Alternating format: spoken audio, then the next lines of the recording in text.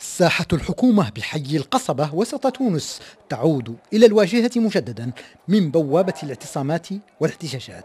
لا يختلف المشهد هنا عما كان عليه غداة تشكيل آخر حكومة تونسية، إلا في بعض التفاصيل والجزئيات من قبيل غياب الخيام والحواجز وتقليص تواجد آليات الجيش والحضور النسبي لرجال الشرطة.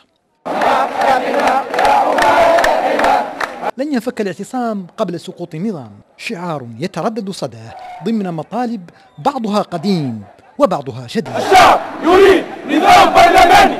حبوا نحموا الثورة، هذه الثورة تعني كل تونسي وراية البلاد، حبوا نحموها.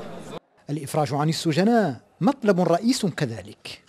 مش افراج، نحن لازمنا نخرجوهم، الناس اللي توا مسجونه في الداخليه وناس اللي توا ناس من القمع السياسي اللي توا ناس. المعتصمون يقولون انهم منحوا الحكومه ما اسموه الفرصه الاخيره، لكنها اساءت التقدير والتدبير حينما حاولت الالتفاف على المطالب وتحريف مسار الثوره حسب ما يقولون. ما فماش مصداقيه، رجعت رموز النظام السابق، رجعتهم تجمعيين اللي خرجتهم من الباب رجعتهم من الشباك، فهمني؟ 90% من التجمعيين قاعدين يدوروا احرار.